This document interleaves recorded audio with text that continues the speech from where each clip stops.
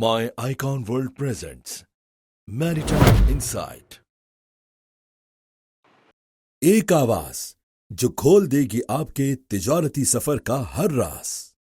Pakistan first digital platform with unlimited trade solutions.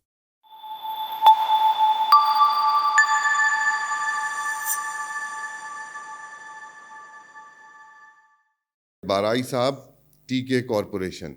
टीके corporation जो है पहले हाउस ब्रोकिंग का काम करते थे, फिर इसके बाद जो है वो हमने फ्रेट फॉरवर्डिंग शुरू की।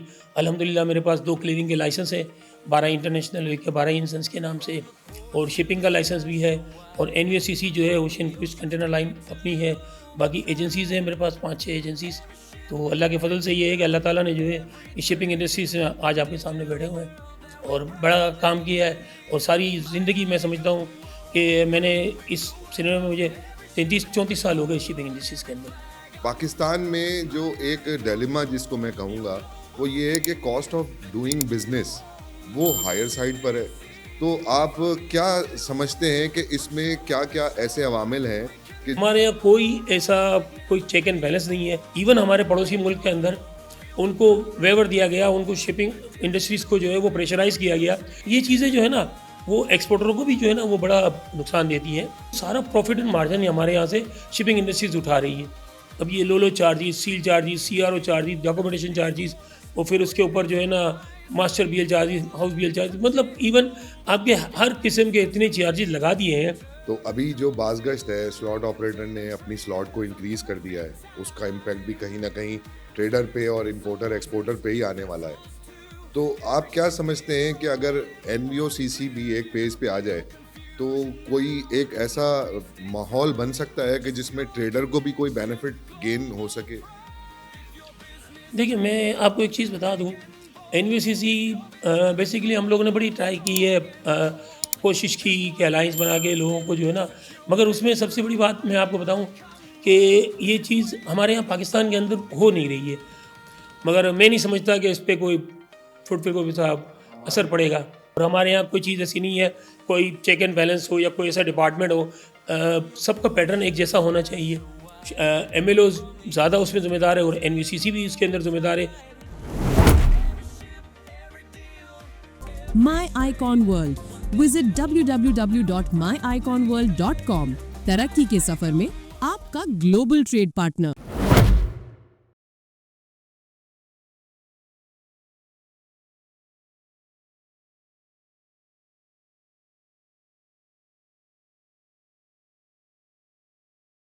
अस्सलामुअलैकुम।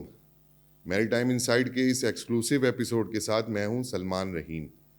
व्यूवर्स, जैसा कि आपको पता है कि हम हर बार एक एक्साइटिंग एपिसोड के साथ आपकी खिदमत में पेश होते हैं। इस बार भी इस एपिसोड में हमने जिस शख्सियत का इंतखाब किया है वो एक मायनाज लेजेंड हैं, शिपिंग में काफ़ी अरसे से वाबस्ता हैं, और चलते हैं उनसे मुलाकात करते हैं।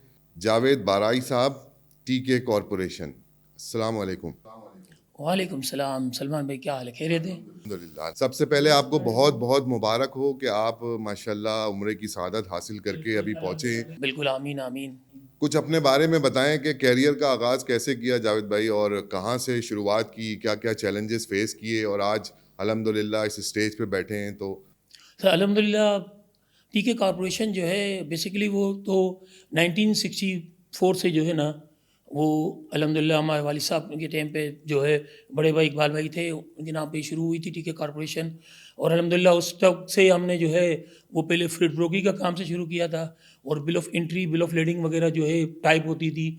और मैं समझता हूँ इस इंडस्ट्रीज़ में, हमारी शिपिंग इंडस्ट्रीज़ के अंदर बहुत से लोग जो है, जो जितने भी अगर जो पुराने लोग हैं वो सब जानते हैं कि पहले जो शिपिंग बिल हमारे यहाँ यूज़ होता है या बिल ऑफ लेडिंग वगैरह जो यूज़ हो रही है, जो आजकल बिल ऑफ लेडिंग आज तक खैर वो फ्रेंचाइज मशीन वगैरह आ गई हैं, नहीं तो वो एक ज़माना था जिसके ऊपर जो मैं आपको अर्ली ये बात बता रहा हूँ, बल्कि मैं तो ये कहूँगा कि मेरी पैदाइश से पहले ही जो है ना हमारी कंपनी टीके कॉरपोरेशन है अल्हम्दुलिल्लाह।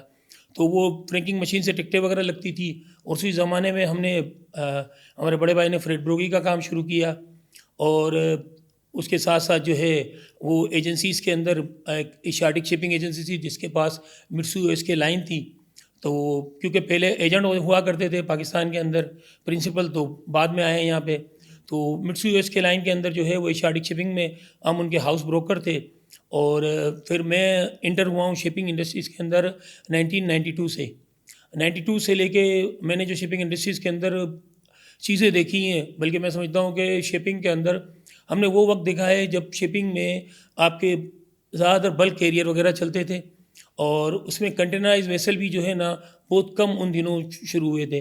और बल्कि स्पेशली मैं आपको ये भी मेंशन करूं कि हाई क्यूब कंटेनर जो है वो 3-4 शिपिंग लाइंस बड़ी थी जिनके पास अवेलेबल थे, नहीं तो नॉर्मली 40 फीटर स्टैंडर्ड 20 फीटर वगैरह यूज़ होते थे।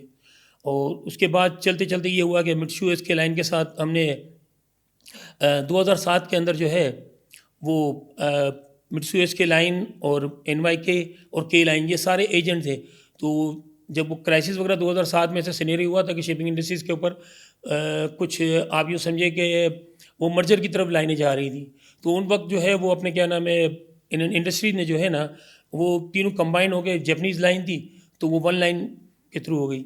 उसके बाद अल्हम्दुलिल्लाह ये है कि हम एज ए टीके कॉर्पोरेशन जो है पहले हाउस ब्रोकिंग का काम करते थे, फिर इसके बाद जो है वो हमने फ्रेट फॉरवर्डिंग शुरू की। अल्हम्दुलिल्लाह मेरे पास 2 क्लियरिंग के लाइसेंस है, 12 इंटरनेशनल के 12 इंसेंस के नाम से, और शिपिंग का लाइसेंस भी है। और NUSCC जो है ओशन क्रूज कंटेनर लाइन अपनी है। बाकी एजेंसीज़ हैं मेरे पास 5-6 एजेंसीज़। तो अल्लाह के फजल से ये है कि अल्लाह ताला ने जो है इस शिपिंग इंडस्ट्री से आज आपके सामने बैठे हुए हैं और बड़ा काम किया है। और सारी ज़िंदगी मैं समझता हूँ कि मैंने इस सिनेमा में मुझे 33-34 साल हो गए शिपिंग इंडस्ट्रीज़ के अंदर। तो जावेद भाई ये बताइएगा कि टीके कॉरपोरेशन की आज के दौर में प्रेजेंट टाइम में क्या क्या सर्विसेज आप लोग दे रहे हैं? क्या NUSCC के अलावा फ्रेट फॉरवर्डिंग भी है? जी जी बिल्कुल, हम NUSCC भी हैं, फ्रेट फॉरवर्डिंग भी कर रहे हैं, LCL FCL कंसोलिडेशन वगैरह भी जो है ना वो हम कर रहे हैं। इसके अलावा अपनी खुद क्योंकि कंटेनर लाइन भी है और हम 5-6 लाइनों के जो है वो एजेंट है पाकिस्तान के अंदर। अच्छा जावेद भाई, अभी आपने पाकिस्तान में कॉटन की एक्सपोर्ट के हवाले से बात की है, तो मैं इसी से एक सवाल मेरे जहन में आया, तो मैं चाहता हूं कि इस बारे में भी आप बताएं कि पाकिस्तान एक ज़माने में और यही सुनते थे कि एग्रीकल्चर कंट्री है, तो कॉटन हमारी मेन क्रॉप्स में थी। आज क्या वजह है कि कॉटन का बिजनेस ही ऑब्सलीट होता चला गया और अब जो है वो कॉटन की एक्सपोर्ट इस तरह से ना नहीं रही? तो क्या समझते हैं कि ये डिक्रीज होने का क्या फिनोमेना क्रिएट हुआ? बेसिकली मैं आपको एक चीज़ बताऊं कि हमें इस बात का बड़ा दुख है कि हम एक एग्रीकल्चर कंट्री हैं और हमारे, मैं कह रहा हूँ ना कि एक ज़माना था जिसमें हम एक्सपोर्ट इतना दबा के करते थे कि कॉटन हो गया आपका, कॉटन का सबसे बड़ा एक्सपोर्ट था हमारा, और राइस था, हम वीट भी मतलब जो है ना वो अपने क्या नाम है एक्सपोर्ट करते थे। अब कॉटन के अंदर ये हो गया कि हमारी जितनी भी जो कच्चे की पट्टियाँ हैं वो सारे वहाँ पे आपने हाउसिंग स्कीमें वगैरह बना दी, और हमारी, मैं नहीं समझता कि कोई प्लानिंग हो कि जिसके ऊपर जो है वो फोकस किया गया हो। ना गवर्नमेंट का कुछ फोकस है, ना कोई ऐसी चीज़ें हैं कि हमारी कॉटन की इतनी अच्छी क्रॉप्स होती थी। हम लगभग जो है वो आप यूँ समझे कि अगर हमारी जी 12 बिलियन या 14 बिलियन की अगर हमारी डिमांड है अपनी, तो हमारे पास एक्स्ट्रा जो है ना वो 2 से 3 बिलियन बेल्स जो है ना वो एक्स्ट्रा होती थी जिसको हम एक्सपोर्ट करते थे। और वो उस ज़माने के अंदर जब कॉटन का सीज़न आता था तो हम बड़े खुश होते थे कि यार कॉटन जो है ना अब ये स्पेशली जो है ना वो बड़ा चलेगा।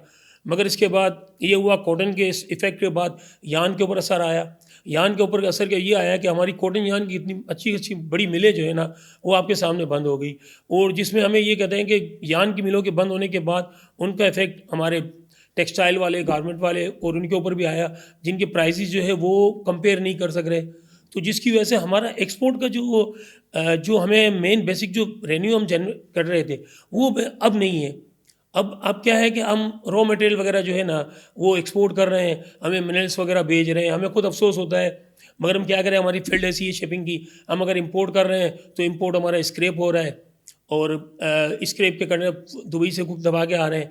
अभी भी अगर आप देखें तो हमारा जो अगर एक्सपोर्ट भी हो रहा है, चावल जा रहा है, तो हालांकि यही चावल जो है वो बंदरबाज जा रहा होता है, कभी कहाँ जा रहा होता है, अफगानिस्तान जा रहा है, मगर हमें हमारी पॉलिसीज़ की वजह से हम इसको एक्सपोर्ट खुद नहीं कर सक रहे।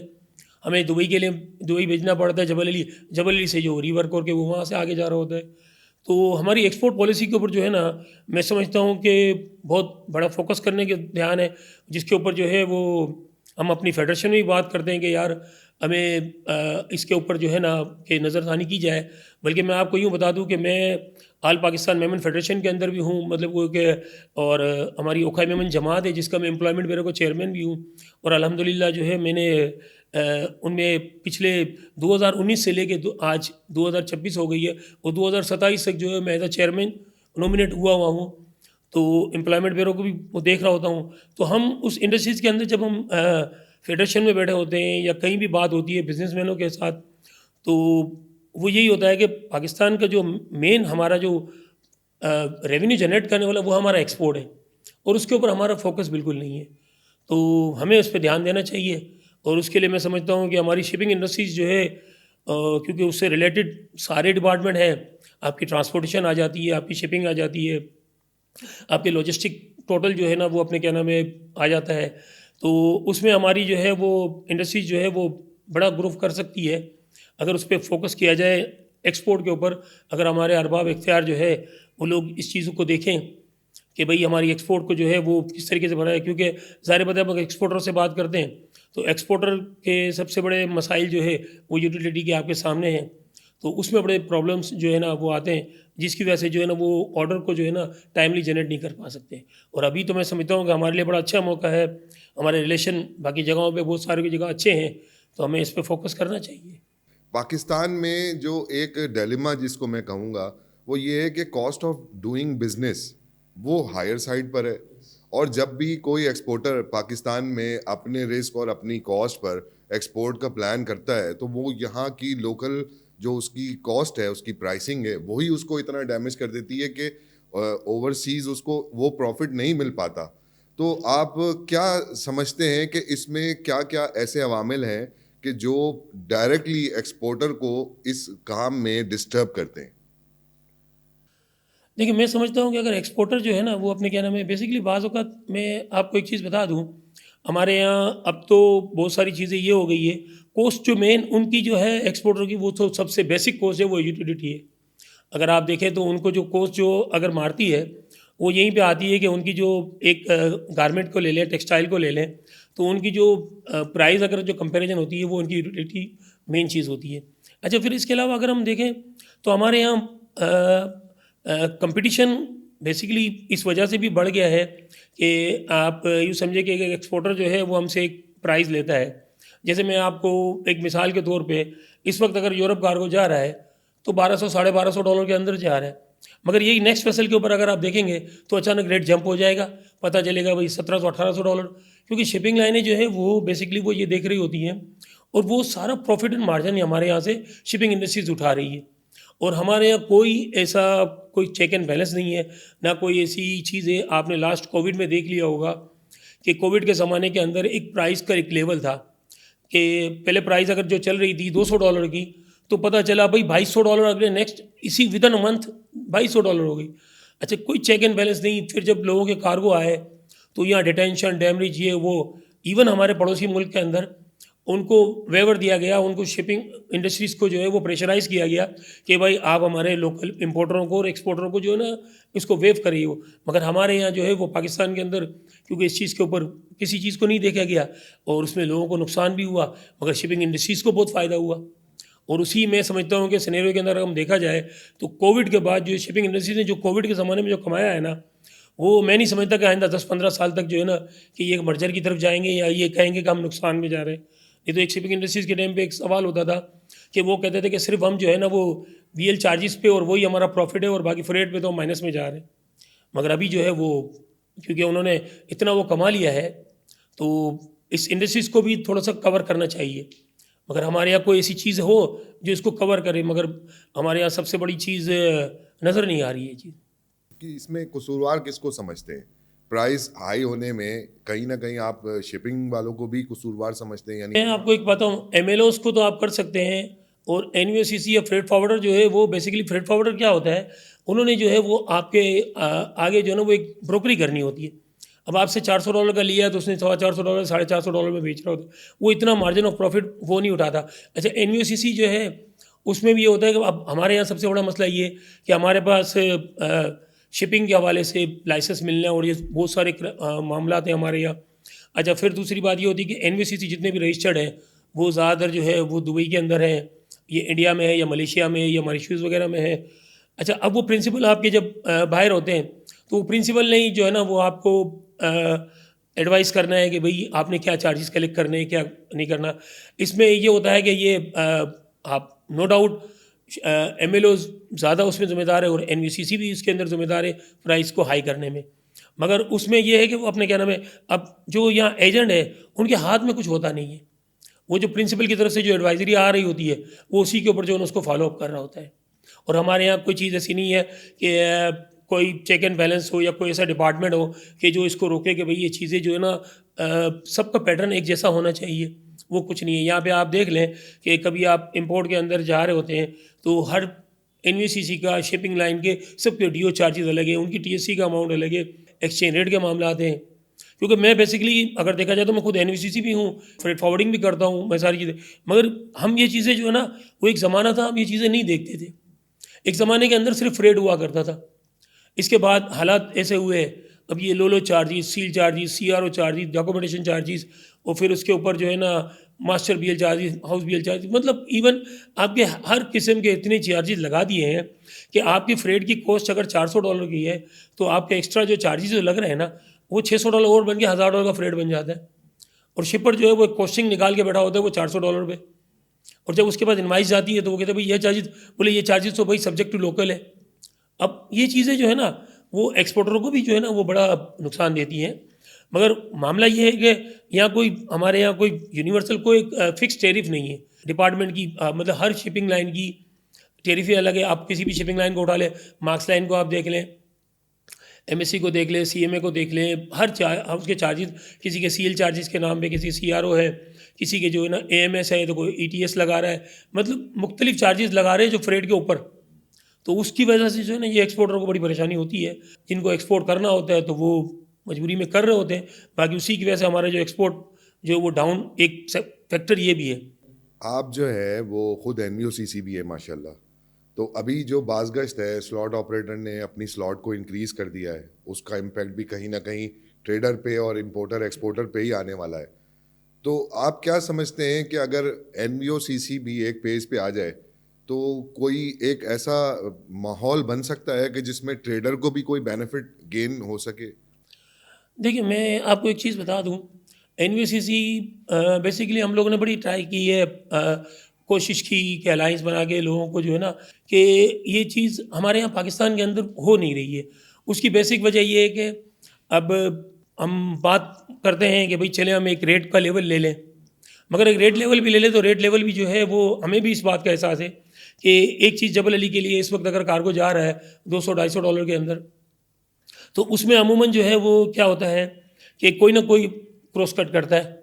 फिर हमें मार्केट से इन्फॉर्मेशन जो है ना वो आपको पता है, अब तो डिजिटल मार्केटिंग है, आपके सामने है, हम आपसे जो बात कर रहे हैं ये सारी बातें जो है ना वो है, सब चीज़ लोग देख रहे होते हैं। और फिर आजकल जो है सारा स्पोर्ट्स बुकिंग ऑनलाइन, सब चीज़ें अवेलेबल है, ऑनलाइन रेट अवेलेबल है और सारी चीज़ें। तो इस मैं समझता हूँ अब जो बड़ा मुश्किल हो गया, और ये शायद पाकिस्तान नहीं सब जगहों पे यही पोजीशन है कि जिसमें रेट को लेवल रखना जो है ना लाइनों के लिए भी मुश्किल हो जाता है। असल में होता ये है कि जैसे अभी आपके पास इन्वेंट्री के ऊपर वो सब्जेक्टिव एक तो स्पेस होता है, एक इन्वेंट्री होती है। अब हमारे पास अगर इन्वेंट्री सरप्लस पड़ी हुई है और हमें पता है कि मुझे इस वक्त जो है ना वो 15 बास में कंटेनर की ज़रूरत है, जबल अली में मुझे कंटेनर की ज़रूरत है, मुझे नवाशीमा में कंटेनर की ज़रूरत है, मतलब कहीं भी पोर्ट के ऊपर, मैं यहाँ से मलेशिया में इस वक्त मुझे मलेशिया में कंटेनर की ज़रूरत है, तो फिर मैं मलेशिया का फ्रेट भी जो है ना वो ज़ीरो पे उठाता हूँ या माइनस पे उठा लेता हूँ। उसकी वजह ये कि मुझे यहाँ से अगर मैं एम्प्टी मूव करता हूँ तो मुझे वो एक्सपेंस आ रहे होते हैं, तो मैं चाहे उसके अंदर फिर मुझे वहाँ पे डेस्टिनेशन में कुछ चार्जेस मिल जाते हैं, कुछ TSC वगैरह मिल जाती है। बहुत मुश्किल वर्क है, मगर इसके ऊपर फिर साथी दोस्त यार हमारे सारे उस पर काम कर रहे हैं NVCC, मगर मैं नहीं समझता कि इस पर कोई फुटफिल को भी असर पड़ेगा। मैं आपको एक चीज़ बता दूँ कि एक ज़माना था जब मैं शिपिंग इंडस्ट्रीज़ के अंदर नया नया आया था, तो हम एक रिव्यू करते थे, देखते थे कि हमारा एक्सपोर्ट का जो है ना, मतलब मैं आपको बताऊँ, एक जब जहाज़ हमारे बर्थ के ऊपर लगते थे तो 500 ड्यूज़ की इंपोर्ट होती थी, तो 500 ड्यूज़ की एक्सपोर्ट भी हम मारते थे, और हमें खुशी होती थी कि यार हमारी जितनी स्पेस है हमने उसको यूटिलाइज़ किया है। मगर एक टाइम चलता गया, टाइम ऐसा भी आया कि इंपोर्ट तो हमारी जो है ना वो 700-800 ड्यूज़ हो गए और एक्सपोर्ट हमारी 200-250 ड्यूज़ जा रहे हैं। ऐसे ज़माने भी आए जो हमने देखे कि हमें अफसोस होता था कि यार इंपोर्ट हमारी 90% इंपोर्ट आ रही है, 10% एक्सपोर्ट है, तो हम कहाँ रेवेन्यू जनरेट करें। इस वक्त भी अगर आप हालात को देखें तो हमारा इंपोर्ट जो है उसका वॉल्यूम ज़्यादा है, एक्सपोर्ट का वॉल्यूम बहुत कम है। और हमें कम से कम जो है वो एक डेफिसिट जो है ना वो बराबर लेवल पे होना चाहिए कि इंपोर्ट एक्सपोर्ट हमारा अगर बराबर हो तो हम कुछ जनरेट करें। हम इस वक्त की जो पोजीशन हम अपनी भी देखते हैं कि हम तो चले रॉ मटेरियल वगैरह, ये मिनरल्स वगैरह, मिल स्केल वगैरह, ये सब चीज़ें लोड कर लेते हैं।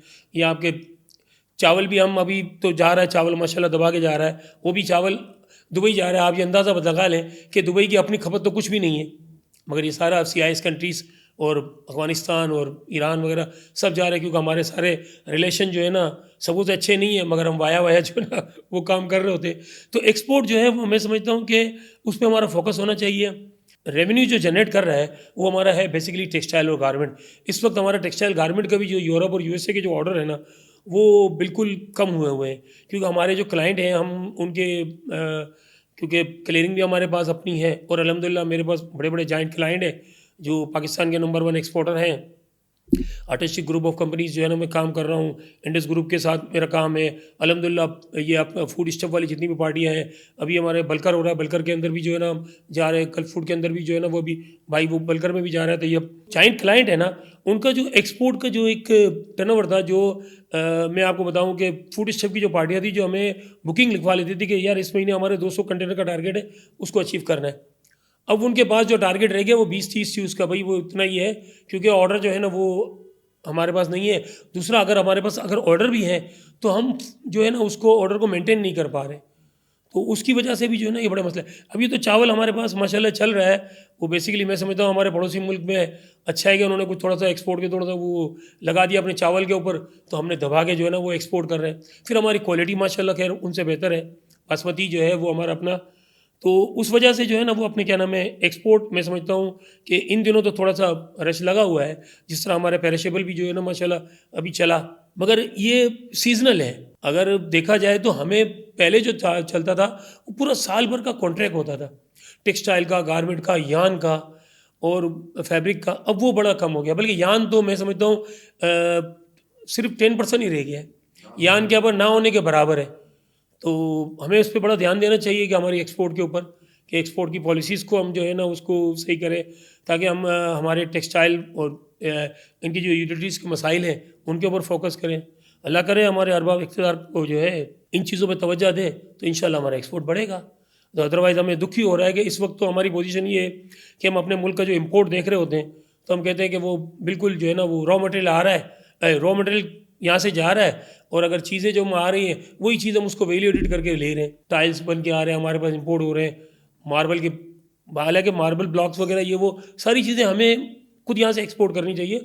हमारे पूरे मिनरल्स भरा पड़ा हुआ है बलूचिस्तान में। आपको बता दूँ पहला फॉरेट फॉरवर्डर है या पहली शिपिंग लाइन है जिसका अपना ग्वादर में ऑफिस है, हमारा अपना ग्वादर के अंदर ऑफिस है। तो कहने का मकसद ये है कि ग्वादर में है, लाहौर में है, कराची, दुबई के अंदर भी जो है वो बैठे हुए हैं। तो हम अपने क्या नाम है अभी हमने इंशाल्लाह कोशिश की है लंदन में भी एक ऑफिस वगैरह जो है ना उसके करेंगे कोशिश। तो कहने का मकसद ये है कि जब ये हम चीज़ें देख रहे होते हैं ना, हमें बड़ी खुशी थी। बल्कि मैं 2016-17 में जब ग्वादर गया, जब हमने ऑफिस खोली, सारी चीज़ें हमने प्लानिंग वहाँ पे टर्मिनल के, कंटेनर टर्मिनल के हवाले से और उस एक्सप्रेस वे के करीब वो सारी चीज़ें हमने की। बल्कि इंडस्ट्रीज़ के अंदर तो सारे लोग मुझे ग्वादर के हवाले से तो अच्छा जानते हैं कि हमने तो चाइनीज़ के साथ मिल के जो है ना बड़ा कुछ काम किया था वहाँ पे, मगर अब काम रुका हुआ है, सारा काम बंद किया हुआ है। तो बस अल्लाह करे कि ये चीज़ें चलें तो पाकिस्तान का फ्यूचर बड़ा ब्राइट है। हमने बड़ा देखा है, हमने अपनी आप यूँ समझे कि मैंने अपनी जवानी के अंदर जो अपनी शिपिंग इंडस्ट्रीज में और जो एक्सपोर्ट देखा है ना वो बड़ा मज़े वाला देखा है हम लोगों ने, कि रात भर उठ रहे जहाज़ों के नीचे खड़े हुए हैं, वो ऊपर से आवाज़ें आ रही है जा रही है। अब तो खैर वो टर्मिनल बन गए, मगर हमने तो वो ऐसे भी हुआ है कि कंटेनर लेके आए और इशारा किया भाई ये कंटेनर का पेपर क्लियर है, हमने डॉक्यूमेंट दिए हैं और फ़ौरन जो है ना वो करवा लें। अब वो दौर नहीं है खैर, मगर पहले का मज़ा भी आप शिपिंग के अंदर नहीं रहा है। अच्छा जावेद भाई, अभी आपने ट्रांजिट ट्रेड की बात की, तो हमारे यहाँ से अभी गवर्नमेंट ने ऑर्डिनेंस एक जारी कर दिया है कि ये ROB कंटेनर सारे वापस जाएंगे। तो इसके लिए बहुत सारे अफगानिस्तान के, आप तो ज़ाहिर है इस फील्ड से रिलेटेड हैं और काम कर रहे हैं, आपके पास अफगान के इम्पोर्टर्स भी बहुत सारे हैं, तो थोड़ा सा ये अफगान कस्टमर्स को बताइएगा कि अभी जो सिचुएशन है, कितना बैकलॉग यहाँ पे पाकिस्तान में मौजूद है और इसको वापस भेजने के लिए आप क्या इकदाम कर रहे हैं? सर देखिए, मैं आपको बताऊं कि मैं बेसिकली सर अपने ही अगर मैं बता दूं ना कि मेरे पास आरओबी के हवाले से 250-300 कंटेनर तो मेरे पास पड़े थे। मैं समझता हूँ कि इस वक्त जो है ना पाकिस्तान के 20-25 हज़ार कंटेनर तो आरओबी के होंगे, जो अगर देखा जाए आपके सारा ही अफगान ट्रांजिट का कार्गो था। और मैं समझता हूँ उस टाइम पे अगर शायद कुछ थोड़े दिनों के लिए इजाज़त दे दी जाती या चीज़ें हो जाती तो बहुत सारे चीज़ें पड़ सकती थी। अब उसका सबसे बड़ा मैं आपको बताऊँ इम्पैक्ट ये हुआ है कि जब ये आरओबी कार्गो इतना बढ़ गया ना, अब अफगान ट्रांस कार्गो को परमिशन तो दी है कि भाई इसको ले जाओ वापस, ट्रांसशिपमेंट जो है ना इसको यहाँ से कर ले। अब उसमें फिर स्लॉट ऑपरेटर ने और जितने भी हमारे फीडर सर्विसेज वाले हैं, जितने भी मतलब फीडर वेसल वाले हैं, वो बेसिकली उन्होंने सारे माशाल्लाह चार्जेस जो है, मैं बल्कि आपको ये शो कराऊँ कि आरओबी कार्गो के लिए जो है ना $1600 तक के लिए स्लॉट रेट है। अब उन्होंने भी जो है ना, अब जाहिर बात है उनके भी अब 20 फीटर की बात कर रहा हूँ मैं, पर ड्यूज़ के हिसाब से ही जो है ना वो स्लॉट होता है। तो जब हमसे बात करते वो कहते भाई प्रिंसिपल की तरफ से एडवाइस, और प्रिंसिपल वाकई में हमारे यहाँ कोई अपनी फीडर सर्विस तो है ही नहीं कि भाई पाकिस्तान की कोई लोकल सर्विस हो। हमारे यहाँ हम देखा था कि पीएनएससी जो है वो उनके भी जहाज़ जो है वो नहीं है। तो वो एक ज़माना था पैन इस्लामिक पीएनएससी वगैरह में हमने बड़े काम किए। तो अब इनके सारे नुकसान तो हो रहे हैं, मगर ये है कि प्रिंसिपल उस पर फ़ायदा उठा रहे हैं, जो स्लॉट ऑपरेटर वो फ़ायदा उठा रहे हैं और चार्जेस बड़े हाई हुए हैं। तो आपको क्या लगता है कि ये बैकलॉग जो है अफगानिस्तान का ट्रांजिट कार्गो, ये कितने टाइम में इवैक्यूएट हो सकता है यहाँ? आई थिंक देखिए, ये फरवरी का महीना तो आपका ऐसे थोड़ा चलेगा इस सच, क्योंकि फरवरी में वैसा ये कि एक तो आरओबी कार्गो है, पीछे से आपका चावल भी जो है ना दबा के एक्सपोर्ट हो रहा है, तो उसकी वजह से जो है ना ये गल्फ़ के सेक्टर के ऊपर बड़ा रश लगा हुआ है, और स्पेशली मैं कहूँगा कि जबल अली के ऊपर, तो यहाँ पे अभी रश लगा हुआ है। तो ये नेक्स्ट आप समझिए ये एंड ऑफ फेब तक तो ये मामला चलेंगे, और रेट की फ्लक्चुएशन भी हम खुद परेशान हो गए थे कि पिछले हफ्ते में उम्र से जाने से पहले जो है वो जबल अली सिर्फ आप यूँ समझे कि 0 रेट पे जा रहा होता था, आज जो है वो $200-250 की बातें हैं। तो रेट की फ्लक्चुएशन बड़ी बढ़ गई है, और ये फरवरी तक तो रहेगा ही है। भाई ये बताइएगा कि आप किस हद तक समझते हैं कि हमें शिपिंग को, हमारी और पूरी ट्रेड इंडस्ट्री को डिजिटल की तरफ जाना चाहिए, या डिजिटल शिपिंग के अगराज़ व मकासद किस हद तक इस इंडस्ट्री पे अपना असर रखते हैं? हमारा जो एक प्लेटफॉर्म है my icon world digital shipping directory, उसमें 14 मुख्तलिफ एंटिटीज़ हैं जो रिप्रेजेंट कर रही हैं अपने अपने तौर पे, और सारी की वो हैं एंटिटीज़ हैं। तो आप कैसे देखते हैं कि शिपिंग को किस हद तक डिजिटल होना चाहिए और क्या क्या इससे बेनिफिट्स हम लोग गेन कर सकते हैं? एक एग्जांपल आपके सामने है कि वीबॉग अब PSW में पाकिस्तान सिंगल विंडो पे कन्वर्ट हो गया है, और हम पहले मैनुअली ये सारा काम करते थे, लेकिन अब कस्टम ने भी इस चीज़ की अफादियत को समझा है और इसको इलेबोरेट उन्होंने एक्सटेंसिव बनाया है। तो आपके व्यूज़ इस हवाले से क्या हैं? आपने बड़ा अच्छा सवाल किया। देखिए, मैं आपको तो माई आइकॉन वर्ल्ड के हवाले मुझे बड़ी खुशी हुई कि जब आपने मुझसे बताया कि सलमान के डिजिटल डायरेक्टरी के हवाले से, तो मुझे बड़ी खुशी हुई कि इस चीज़ के ऊपर आप लोगों ने सोचा, क्योंकि मैं बताऊं इस वक्त हमारी इंडस्ट्रीज़ को इस चीज़ की बहुत ज़रूरत है। और मैं समझता हूं कि जिस तरह तरीके से अभी आपने वीबॉग के हवाले से बात की, PSW, अब क्योंकि दुनिया भर के अंदर चेंजेस बहुत आ रही है। मैं आपको एक छोटी सी मिसाल दे दूं कि अभी मैं आज ही मैं मतलब अपने क्या नाम है, हम जैसे कहीं जा रहे होते हैं, अब हमारे यहाँ सबसे बड़ा प्रश्न है हमारे आईडी कार्ड के ऊपर चिप तो लगी हुई है, मगर अब अगर आपने किसी को जो है ना वो देना है ना, तो वो आपका आईडी कार्ड मांगता है, कॉपी मांग रहा होता है। ऐसा नहीं उसने स्कैन कर ली वो सब चीज़ें जो है ना वो हो गई, नहीं, हम इस चीज़ों से बहुत पीछे हैं। तो आपने जो स्टेप किया है, मैं समझता हूँ इसके अंदर ये सारी इंडस्ट्रीज़ जो है उसके हवाले से मैं समझता हूँ कि माई आइकॉन वर्ल्ड जो है वो जिस तरह मैं इसको रिव्यू कर रहा हूँ, तो इससे मतलब बहुत फ़ायदा होगा। और मैं समझता हूँ आप लोगों ने जो है ना ये इक़दाम उठाया है, उसमें मैं शिपिंग इंडस्ट्रीज़ को और इवन इंपोर्टर को, एक्सपोर्टर को, इवन आपके ट्रांसपोर्टर को, आपकी सारी इंडस्ट्रीज टर्मिनल है, और जो रिलेटेड हैं पूरे लॉजिस्टिक सिस्टम के साथ, तो उन सबको इससे फ़ायदा होगा। और मैं समझता हूँ कि बहुत अच्छा इक़दाम है। और आप इसके हवाले से जो है ना, जो ये कर रहे हैं, हमें बड़ी खुशी हुई रही है, क्योंकि वजह ये है कि इस वक्त आप यूँ समझिए कि वन विंडो ऑपरेशन हर जगह पे शुरू है। तो अब डिजिटाइजेशन दुनिया भर के अंदर चीज़ें, हम जब दुनिया में जाते हैं, जब चीज़ें देख रहे होते हैं, तो हमें होता है कि यार हमारे पाकिस्तान के अंदर ये चीज़ें क्यों नहीं है। तो ये बड़ा अच्छा स्टेप है जो आपने उठाया, और बड़ी खुशी हुई हमें। मैं तो समझूंगा कि इसमें आप बताएं, हमारी जो भी खिदमत होगी हम इंशाल्लाह आपके साथ हाजिर हैं। बहुत शुक्रिया। मैं सिर्फ अपने व्यूवर्स को आपके तवज्जुह से ये पैगाम पहुंचाना चाहता हूं कि ऐसा शिपिंग में कभी नहीं हुआ कि पॉडकास्ट का सेशन ऑर्गेनाइज हो और हम जो है वो बैठ के ट्रेड से रिलेटेड जितने भी हमारे इश्यूज़ हैं और जितने भी चैलेंजेस हैं उस पर हम डिस्कस कर सकें। तो आप समझते हैं कि ये पूरी इंडस्ट्री के लिए ये प्लेटफॉर्म जो है कहीं ना कहीं इफेक्टिव रोल प्ले कर सकता है? मैं समझता हूँ कि ये इफ़ेक्टिव रोल प्ले करेगा, और उसकी बेसिक वजह मैं आपको बता दूँ ना सर, कि जिस तरह आज आपने हमें बुलाया, तो हमें पता है कि मैं, क्योंकि जिस इंडस्ट्री से मेरा 32-34 साल हो गए शिपिंग इंडस्ट्रीज़ के अंदर, और हमने उतार चढ़ाव वगैरह सब चीज़ें देखी हैं। और बाज़ औक़ात ये होता है कि हमें सिर्फ मकसद मतलब अर्न मनी नहीं है कि भाई चलो यार सिर्फ पैसा कमाना नहीं, हमने जिस इंडस्ट्रीज़ के लिए अपनी ज़िंदगी लगा दी, तो मैं समझता हूँ कि इसके अंदर अगर ये चीज़ें पॉजिटिव वे के अंदर जब हो रही होती हैं, तो हमें खुशी होती है कि यार ये काम बड़ा अच्छे तरीके से हो रहा है। और मैं समझता हूँ कि इसका फ्यूचर भी है, और हमारी आने वाली नस्लें जो है वो इसके ऊपर जाएंगी। अब मैं उसके मिसाल के तौर पे कि मैं अगर अपने बच्चों को, मैं बाहर पढ़ने के लिए मैंने इसीलिए भेजा हुआ है कि वो आके मेरी इंडस्ट्रीज़ के अंदर वो, और बच्चे भी जो है ना वो आजकल वो सोशल मीडिया के थ्रू और सारे ये अपना डिजिटल चैनलों के थ्रू जो है ना वो अपनी मार्केटिंग कर रहे हैं, और उससे उनको बड़े अफादियत फ़ायदे हो रहे हैं। और हम खुद सोचते हैं कि यार हमारे ज़माने के अंदर एक चीज़ होती थी कि हम एक ज़माना था जब वो फैक्स मशीन आई थी तो हम बड़े खुश हो गए थे। टेलेक्स के लिए जो है वो हमें एक टाइम था, तो जाना होता था टेलेक्स के लिए हमको डाक खाना, क्योंकि हमारे नहीं होता था। अच्छा, फैक्स मशीन जो है वो बड़ी एक निराली चीज़ थी।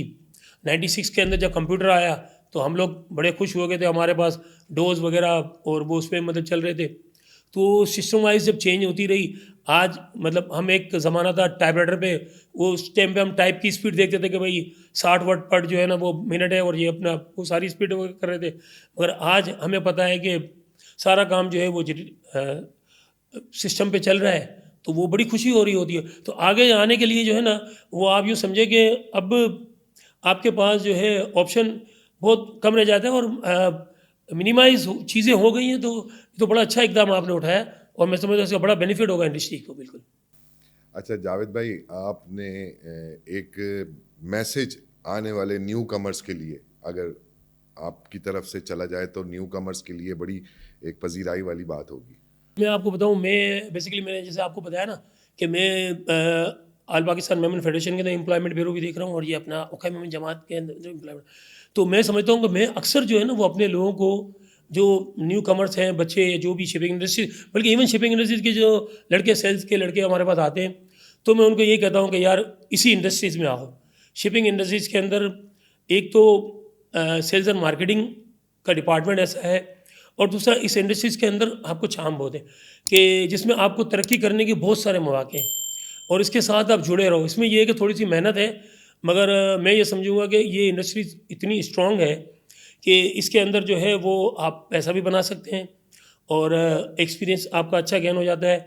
फिर सबसे बड़ी चीज़ ये है कि जैसे अब आपने ये ब्रॉडकास्ट चैनल वगैरह शुरू किया है, तो मैं तो समझता हूँ कि लोगों को चाहिए कि शिपिंग के हवाले से मैं बड़ा मुतमईन हूँ। बल्कि मैं आपको यूँ कहूँगा कि मैं अपने रिलेटिव जितने भी हैं, मेरे ख़ानदान वाले, मेरे बच्चे, या वो अपने क्या नाम है मेरे कज़न्स जो भी है ना, मैं उनको, हम लोगों ने सारों को शिपिंग इंडस्ट्रीज़ में लगाया हुआ है। इवन अपने कि भाई आप शिपिंग के अंदर ही आए, और शिपिंग के अंदर हमने चीज़ें देखी है।